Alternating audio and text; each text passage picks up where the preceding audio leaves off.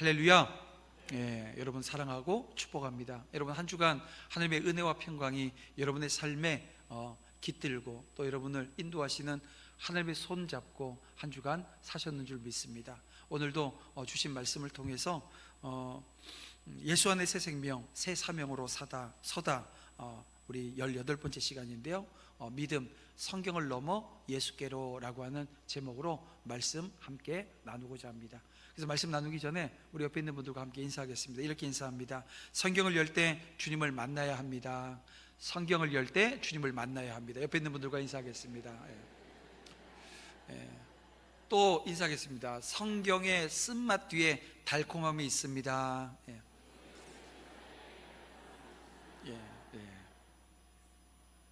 왜 이렇게 인사를 했냐 하면 이런 겁니다. 성경을 열 때 주님을 만나야 되는 건 이게 지금 오늘 우리가 함께 나눌 말씀의 내용입니다. 그리고 성경의 쓴맛 뒤에 달콤함이 있다는 것도요, 이게 어떻게 보면 달콤함이 먼저고 쓴맛이고 다시 또 달콤함을 경험하는, 이 계속해서 선순환되어지는 그 모습이 우리 신앙 가운데 있어야 돼요. 여러분, 성경 읽는 것이 쉽습니까? 어렵습니까? 성경 읽는 게 쉬운 분도 계시고 어려운 분들도 아마 계실 거예요. 근데 성경을 우리가 읽어나가면서 그 읽은 말씀이 때로는 소태처럼 다가옵니다. 또 민들레 뿌리차 여러분 들어보셨나요? 민들레 뿌리차요 되게 쓰거든요. 근데 그걸 먹으면 되게 그 나오는 향 자체는요 대단합니다. 너무 좋습니다. 꼭 이런 겁니다. 커피가 씁니까? 답니까? 쓰죠. 이게 저는 커피가요 쓰지 않고 그 커피 안에 있는 처음 맛부터 마지막 맛까지를 다 느껴요. 신기하죠? 옛날엔 이게 물 많이 타놔도 숭늉처럼 저도 싫었는데요, 지금은 거기 있는 맛 하나하나를 느껴나가는 게 너무 재밌는 거예요. 그래서 요걸 요렇게 내리면 저렇게 내리면 맛이 달라져요. 그리고 뜨거울 때하고 차가울 때 맛이 다 다릅니다. 그래서 그런 재미가 있는데, 근데 이걸 모르시는 분들은 무조건 거기다가 우유 타야 되고 설탕 타야 되고, 저희 아버님은 제가 커피 타드리니까 커피 드리면은 한 잔 먹고서 설탕 없냐? 그리고 설탕을 많이 하나 타드리면 딱 보세요. 야, 이 커피 어디서 났냐? 이렇게 맛있는 커피를 드시고 설탕물로 설탕물이 많이 들어가면 이 커피 어디 커피냐고, 좋은 커피라고. 커피 맛을 모르시는데 단맛은 아셔서 그렇게 드십니다. 근데 여러분, 왜 그 하나님의 말씀이 여러분 쉽게 들리지 않고 때로는 소태처럼, 때로는 민들레 뿌리차처럼, 이 진한 블랙 커피처럼 느껴지냐 하면요, 이런 거예요. 성경이 오늘 우리에게 주어졌을 때 그 성경 말씀이 내 삶을 찔러요. 오늘 우리 안에 숨겨놓은, 이렇게 막 꼬집 이렇게 해서 아무도 모르게 숨겨놓은 이 죄, 아무도 몰라. 나만 몰래 지은 죄이기 때문에. 근데 이 죄를 다 드러나게 하세요.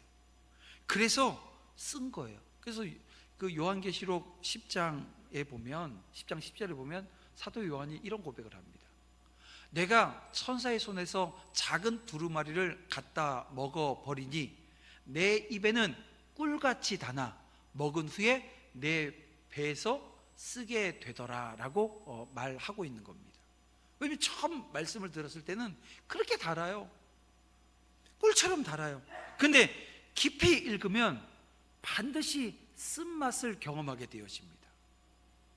양심에 찔리고 마음이 아파 말씀을 덮고 싶은 순간이 온다는 거예요.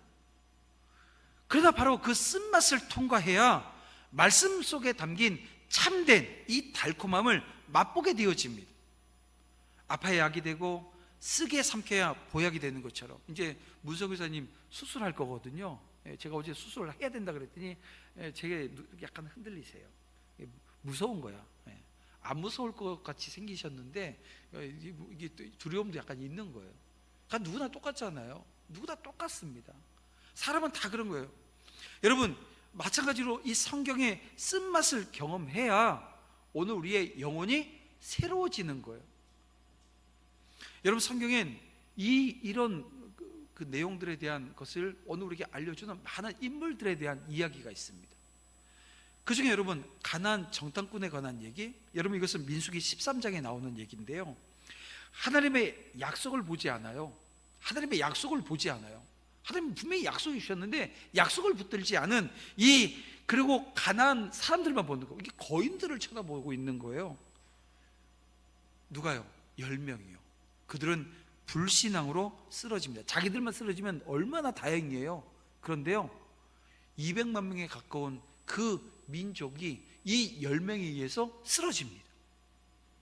근데 그 과정 속에서 이 여호수아와 갈렙은 현실을 직면하면서도, 왜냐하면 현실을 직면하지 않을 수 없어요. 하지만 현실을 직면하는데 하나님의 약속의 말씀을 붙들어요. 그래서 어떻게 됩니까? 나중에 달콤한 이 승리의 땅을 그들이 경험하게 되어집니다. 또 사사기 7장에 보면 기드온이 나옵니다. 여러분, 이 기드온도 마찬가지였는데요, 미디안과 전쟁을 앞두고 있어요. 이 미디안이 수많은 군대를 이끌고 왔어요. 그런데 지금 이 기드온에게는 몇 명의 군사가 있었어요? 몇 명이에요? 32,000명의 군사예요. 자, 그때 하나님께서 기드온에게, 야, 너 32,000 갖고 싸워서 이길 수 있겠냐?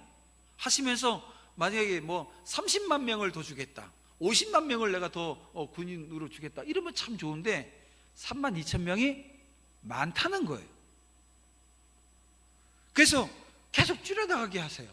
결국은 물을 먹는데 뭐 입을 대고 먹었냐, 뭐 손으로 퍼먹었냐. 그래서 뭐 옛날에 목사님들 보면 입을 대고 먹은 거하고 손으로 이렇게 먹은 거하고 이거 가지고서 막 얘기한, 그게 아니고요, 하나님의 의도는 몇 명이에요?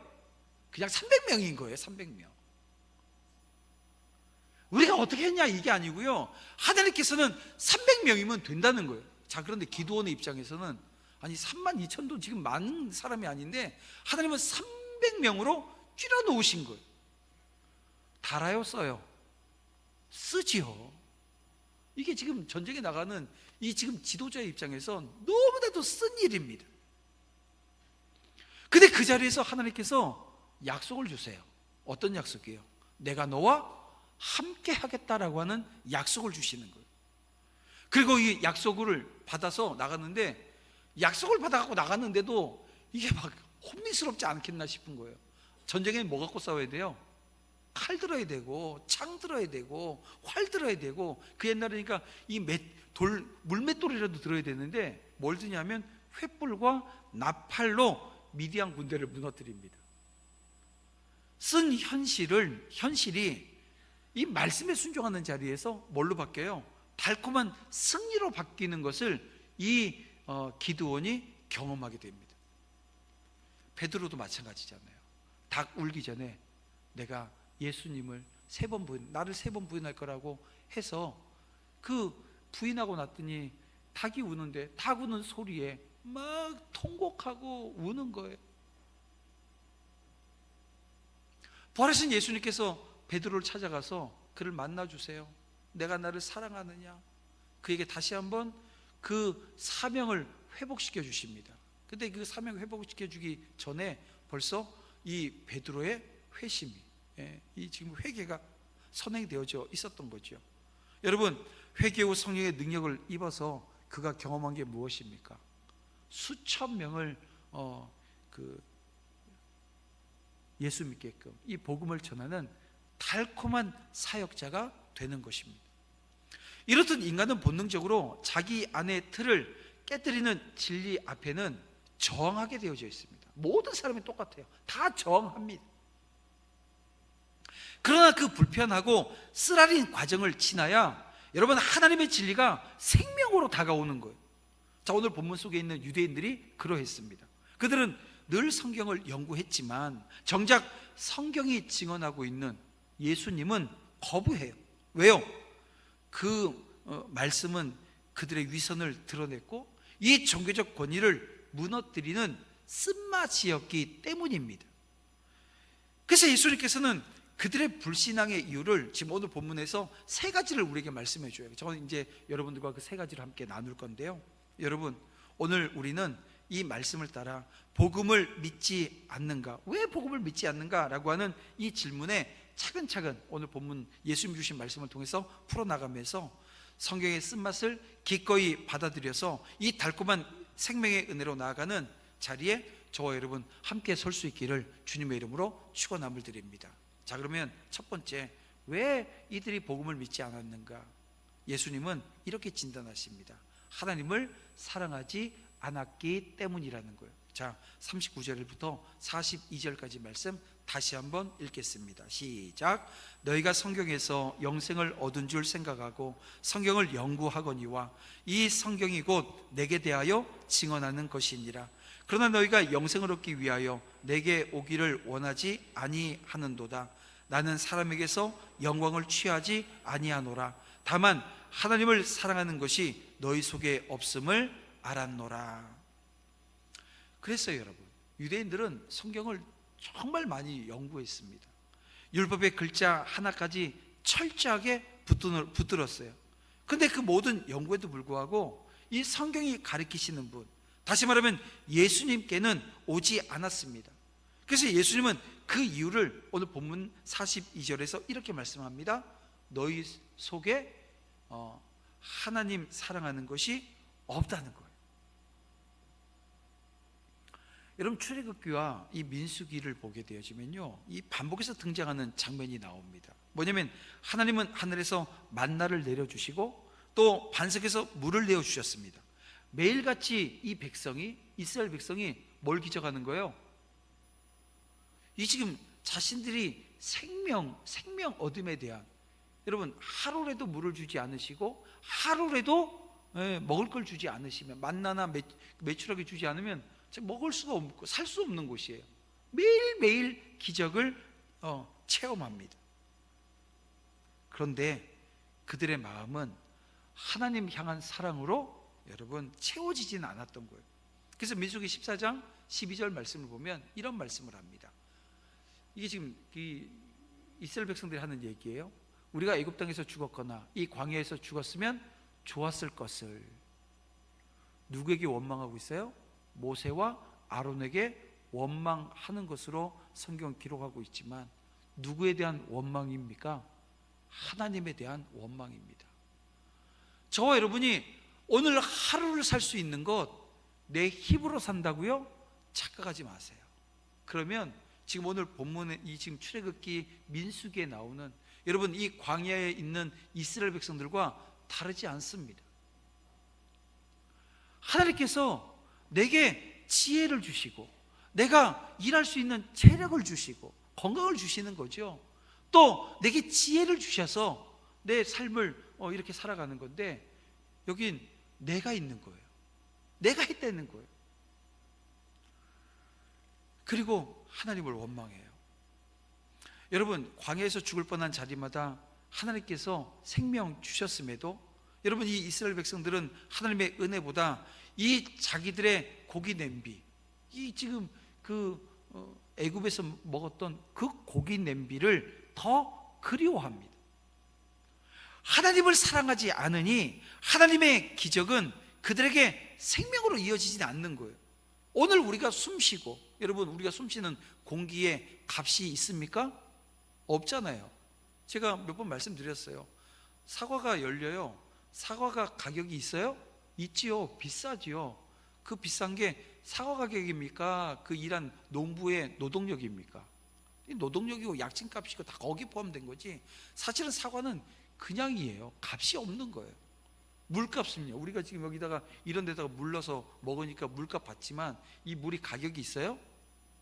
이 통가격이고 유통가격이죠. 이게 무슨 물값이 어디 있습니까? 하나님이 우리에게 주신 것, 이건요 가격이 없는 거예요. 오늘 우리가 물을 오염시켜 놓고 물을 마시니까 정화해야 되니까는 그 값이 매겨지는 거지, 물값이 어디 있습니까? 여러분, 하나님을 사랑하지 않으니 하나님께서 오늘 우리에게 주신 그 기적이, 오늘 우리가 하루를 살아내는 그 모든 과정이 기적인데 이 기적이 생명으로 이어지지 않는 거예요. 결국 이스라엘 백성들 약속의 땅에 들어가요? 못 들어가요. 여러분, 이 장면은 은혜의 증거가 차고 넘쳐요. 여러분, 저와 여러분의 살아가는 삶의 자리에 똑같습니다. 은혜의 증거가 차고 넘쳐요. 그런데 하나님을 사랑하지 않으면 그 은혜를 믿음으로 붙들 수는 없는 거예요. 이걸 지금 이스라엘 민족이 출애굽하는 과정에서 오늘 우리에게 보여주는 겁니다. 바로 이것이 유대인들이 또 오늘 본문에서 예수님을 거부한 이유이기도 한 겁니다. 그래서 여러분, 오늘 우리도 말씀을 읽으면서 하나님을 사랑하지 않는 상태에 머물고 있지는 않은지 살펴야 돼요. 성경을 연구하지만 정작 주님께 가까이 가지 않는다고 한다면 그것은 지식일 뿐입니다. 생명이 아닌 거예요. 예배는 드리고 있지만 주님을 향한 사랑이 식어 있으면 오늘 우리가 드리는 이 예배는요, 껍데기일 뿐인 거예요. 하나님의 사랑이 없는 신앙은 결국 이스라엘 백성들이 이 광야에서 하나님을 원망하고 그 불만으로 이어졌던 것처럼 유대인들이 성경을 열고 그렇게 꼼꼼하게 연구하고 했음에도 불구하고 주님을 놓친 그 자리에 있었던 것처럼 오늘 우리도 그 자리에 빠지게 되어지는 겁니다. 그래서 오늘 이 시간 저와 여러분은 결단해야 되는 거예요. 여러분, 결단한다고 해서 내가 할 수 있어, 이게 아닙니다. 그 결단 위에 성령의 기름 부음이 있어야 되고요, 성령의 이끄심이, 인도하심이 있어야 돼요. 그걸 구하는 거예요. 오늘 우리의 마음을 새롭게 하셔서 성경을 열 때마다 주님 사랑하는 마음으로 나아가게 해달라고 하는 이 결단이, 간구가 있어야 됩니다. 말씀을 연구할 때 우리 성경 역사 일독을 통해서 말씀을 배워요, 읽어내요. 그럴 때 지식을 쌓을 뿐만이 아니라 여러분, 주님을 만나는 자 되게 해달라고 하는 이 결단과 기도가 우리 가운데 있어야 되는 겁니다. 여러분, 성경은 지식의 책이 아니라 사랑의 책입니다. 성경을 통해서 하나님의 사랑을 깊이 경험하고 그 사랑으로 예수님께 나아갈 때만 여러분 생명이 열리는 거예요. 여러분, 그 은혜 자리에 함께 설 수 있기를 주님의 이름으로 축원함을 드립니다. 자, 두 번째, 왜 이스라엘 백성들, 지금 이 유대인들이 복음을 받아들이지 못할까? 두 번째, 예수님은 사람의 영광을 추구하기 때문이라고 말씀하고 있습니다. 여러분, 예수님은 단호히 진단하십니다. 43절 44절입니다 다시 한번 읽습니다. 내 아버지의 이름으로 왔음에 너희가 영접하지 아니하나 만일 다른 사람이 자기 이름으로 오면 영접하리라. 너희가 서로 영광을 취하고 유일하신 하나님께로부터 오는 영광은 구하지 아니하니 어찌 나를 믿을 수 있느냐라고 하는 이 말씀입니다. 이 말씀의 핵심은 아주 분명합니다. 하나님께로부터 오는 영광이 아니라 사람끼리 주고받는 영광을 사랑하면 참 구원자이신 예수님을 믿을 수 없다는 거예요. 아버지의 이름으로 오신 분은 눈에 잘 띄지 않게 아버지를 높이세요. 근데 자기 이름으로 오는 자는요, 스스로를 과장합니다. 자, 유대인들은 어디에 눈이 쏠렸어요? 후자의 눈이 쏠리고 마음이 끌렸습니다. 이유는 간단해요. 여러분, 사람의 박수, 사람들이 막 박수를 쳐줘요. 그러면 내 자존심이 달래집니다. 자존감이 달래지는 거예요. 하지만 하나님의 영광은요, 어떻습니까? 내 자아를 낮추게 만들어놔요. 여러분, 누군가가 박수를 쳐주고 누군가가 격려하고 위로하게 되어지면 자존감이 올라가죠. 그런데 하나님의 영광은요, 내 자아를 낮추는데요, 한없이 낮추기 때문입니다. 그래서 참된 사역자는 자기 이름을 내려놓습니다. 자기 이름을 내려놔요. 하나님만 의지하고 하나님께만 영광을 돌리는 참된 사역자는 자기가 유명해지는 일에 관심이 없어요. 오히려 자신이 가려지고 그리스도만 드러나길 원하는 겁니다. 그래서 선교가 그 대표적인 예입니다. 제가 저번에도 한번 그런 얘기 했어요. 우리 세계 선교협의회에서 하는 선교대회에 제가 한번 참석했는데요, 주제가 이런 거예요. 그 서구에서 했던 힙의 선교하지 말자고. 힙의 선교하지 말자고. 그러니까 막 가가지고 막 교회 크게 짓고 막 어떻게 하는 그런 거 하지 말자고. 막 얘기해놓고 나중에 이제 기념사진 찍는데요, 힘 있는 사람들이 안 왔다고 요 앞에 비워놓고 기다리고 있는 거예요. 제가 그거 보면서 깜짝 놀랐어요. 진짜 이 사람들이 구호만 그러고 있는 거예요. 구호만. 말만 그러고 있어요. 왜 그럴까 제가 생각해 봤더니 기도하지 않으면 그 짝 나는 겁니다.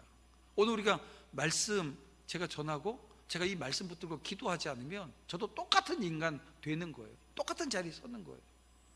여러분, 오늘 저와 여러분 이 도남 제일교회 그리고 우리 성도들에게 선교 전도라고 하는 사명 주셨습니다. 여러분, 이거 구호가 아닙니다.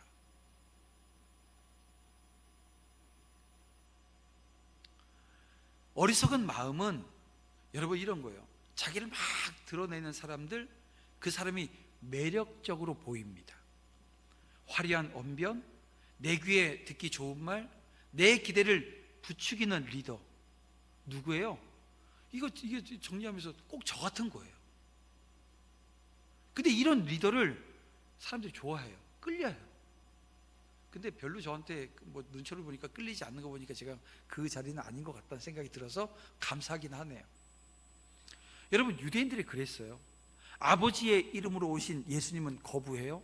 근데 자기 이름으로 오는 그 지도자들은 아주 쉽게 받아들입니다. 여러분, 열왕기 22장에 보면 이 아합과 여호사밧이 전쟁을 앞두고 있어요. 이게 참 묘한 장면입니다. 아합은 어떤 왕이에요? 이스라엘 전체 왕이, 이 열왕들이 이 남북이 분열되어지고 39명의 왕이 있었는데요, 그 39명의 왕 중에 가장 악한 왕이에요. 여호사밧은요, 그래도 신실하게 뭐 종교개혁도 하고 했던 분인데 갑자기 연합을 해요. 큰 실수하는 거죠. 그래서 저는 그래요. 우리가 선교를 하더라도 이런 거예요. 선교를 하는데 함께 하는데 이런 거예요. 그냥 저기도 선교한다고 같이 협력하겠다고? 아니요. 엉뚱한 생각 가지고 있는 이들하고는 같이 하고 싶은 마음이 없는 거예요. 무슨 얘기냐면 자기 드러내고 싶은 사람하고는 같이 하고 싶은 마음이 없어요. 우리 선교지가 어려워도 끊어냈으면 좋겠는 거예요.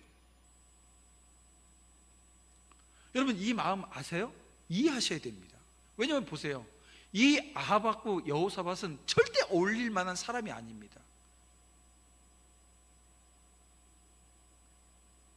그런데 이 여호사밧이 이 아합의 딸하고 결혼을 했잖아요.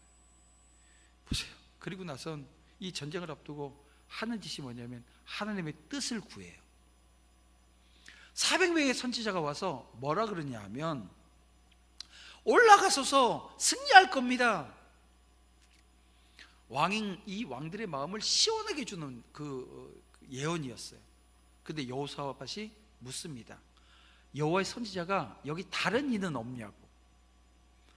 그때 불려온 선지자가 미가야 선지자입니다. 그는 왕의 비유를 맞추지 않아요. 하나님의 말씀, 선지자는요 하나님의 말씀 그대로 전하는 거예요. 뭐라 그러냐면 보니 이스라엘이 목자 없는 양처럼 흩어질 거라고. 이 얘기를 했더니 순간 공기가 싸늘해지죠. 미가야는 뺨을 맞고 그냥 감옥에 갇힙니다. 자, 왜 이런 일이 일어납니까? 하나님의 사람의 영광을 구하면 여러분 언제나 이 진리를 거부하게 되어집니다. 사람의 영광을 구하는 자리는 이 진리가 거부되어진다고. 왕의 칭찬과 군중의 호응이 그 하나님의 음성보다 커질 때 오늘 우리도 마찬가지예요. 400명 편에 설 수밖에 없는 거예요. 그리고 그들이 얘기하는 평안에 여러분 귀를 쫑긋합니다. 반대로 하나님께 오는 영광을 구하는 자는 미가야처럼 불편한 자리를 말하고 대가를 치를 각오를 한다는 거예요. 여러분, 누구의 박수에 여러분 의식하며 살아갑니까? 여러분, 교회에서 사역할 때 우리 주님의 미소입니까? 아니면 사람의 박수입니까? 가정과 일터에서 결정을 내릴 때 여러분 하나님의 기쁨입니까? 아니면 내 체면과 여러분 평판입니까? 여러분, 오늘 본문 44절 예수님께서 분명히 우리에게 말씀하십니다. 하나님께로부터 오는 영광을 구하지 아니하니라고 말입니다. 여러분 어떻습니까? 예수님의 결론 날카롭지 않나요? 너무 날카롭게 들려집니다. 하나님의 영광을 구하지 않으면 믿음 자체가 성립되지 않는다는 거예요. 여러분, 믿음이 나를 키워주는 종교적 자양분 여러분 아닙니다. 나를 낮추고 하나님을 높이는 방향 전환이기 때문에 그래요. 그래서 사람의 영광을 붙든 채로는 언제나 자기 이름으로 오는 구원자들, 다시 말하면 내 욕망을 정당화해주는 주장과 이 지도자에게 더 쉽게 마음이 갑니다. 그래서 오늘 이 시간 이렇게 주신 말씀 붙들고 오늘 우리가 기도가 해야 되는데, 이 기도도 자체도 바뀌어야 되는 거예요. 주님, 오늘 제 마음이 쫓는 영광을 바꿔주시옵소서. 사람의 칭찬이 아니라 하나님께로부터 오는 영광만 사모하게 하여 주시옵소서. 아멘. 여러분, 그 은혜의 자리, 기도의 자리에 서야 합니다. 그리고 우리가 실천해야 될 것이 이런 거죠. 보이지 않는 곳에 서겠습니다. 인정받지 못해도 계속 사랑하겠습니다. 내가 사랑을 막 전하는데 인정 안 해주는 거예요. 웃기네 하더라도 내가 끝까지 사랑 전하겠습니다. 결정을 내릴 때, 주님, 이 선택이 주님의 영광에 합당한 것입니까? 정말 이 주님의 영광을 위한 일입니까? 라고 하는 것을 먼저 묻는 거예요. 그리고 사역하면서 이런 전환이 있어야 됩니다. 내 이름의 사역을 그치고 예수 이름의 사역으로 옮기는 거예요. 계심을 보고서 간증, 기도의 언어, 이 모든 것에서 나의 지분을 제거해 버리는 거예요. 그리고 주님의 영광을 더하는 그 훈련을 여러분 하는 거죠. 그걸 여러분 지금 오늘 주님께서 바라는 것입니다. 사랑하는 성도 여러분, 하나님께로부터 오는 영광을 구하는 심령에 성령께서 예수 그리스도를 믿는 담대한 확신을 주십니다. 이제 사람의 영광 내려놓고요, 아버지의 영광을 선택하시길 바랍니다. 그 길에서만 참된 믿음이 자라요. 그 믿음으로만 참된 구원자 예수님을 붙들 수 있음을 여러분 믿으시기를 주님의 이름으로 축원함을 드립니다. 자, 마지막 세 번째, 예수님께서 왜 복음을 받아들이지 않는지, 그 이유를 마지막으로는 이런 겁니다. 성경을 믿지 않기 때문이라는 거예요. 자, 45절부터 47절까지 우리 다 같이 한 목소리로 보겠습니다. 내가 너희를 아버지께 고발할까 생각하지 말라. 너희를 고발하는 이가 있으니 곧 너희가 바라는 바 모세니라. 모세를 믿었더라면 또 나를 믿었으리라. 이는 내가 내게 대하여 기록하였음이라. 그러나 그의 글도 믿지 아니하거든 어찌 내 말을 믿겠느냐 하시니라. 유대인들은 이 모세의 율법을 신앙의 근거로 붙들었습니다. 그런데 참 역설적이게도 그들이 자랑하던 이 모세가 오히려 그들을 고발하는 증인이 된다고 지금 주님이 말씀하시는 거예요. 왜요? 모세의 글 전체가 누구를 가리키는 거예요? 예수님을 가리킵니다. 모세가 쓴 글이 뭐예요? 창세기, 출애굽기, 레위기, 민수기, 신명기, 모세, 오경이라고 하는 이 5권의 책이 누구를 가리켜요? 예수님을 가리키는 거예요. 예수님을 소개하고 있습니다. 그래서 이 구약에 나온 이 모세 오경에 나오는 많은 인물들이 예수 그리스도의 그림자, 예표, 타이팔라지라고 해서 모형이라고 하는 의미를 가지고 있습니다. 실체가 있어요. 그 모든 과정을 통해서 누구를요? 예수님을. 그래서 우리가 성경을 읽어 나갈 때 관점이 하나 있어야 돼요. 어떤 관점이에요? 구속사적 관점이라고 하는 것은, 구속사는 누가 이루셨어요? 하나님이 이루셨는데 그 완성은 예수님이십니다. 그래서 예수님을 통해서 우리가 성경을 보고 읽어내는 과정이어야 되는데, 그들은 성경을 펴고 성경을 연구하고 성경을 통해서 자신들이 하나님 앞에 서겠다고 하면서도 예수님을 놓쳤던 거예요. 마치 지도를 손에 쥐고도 목적지에 도달하지 못한 이 여행자와 같습니다. 지도는 가지고 있어요. 지도는 지도책을 딱 들고 있는데, 이 지도는 넘기면서 보면서 지도에 대해서 정보도 얻고 다 보면서도 원하지 않는 거예요. 그 길을 걷지 않는 거예요.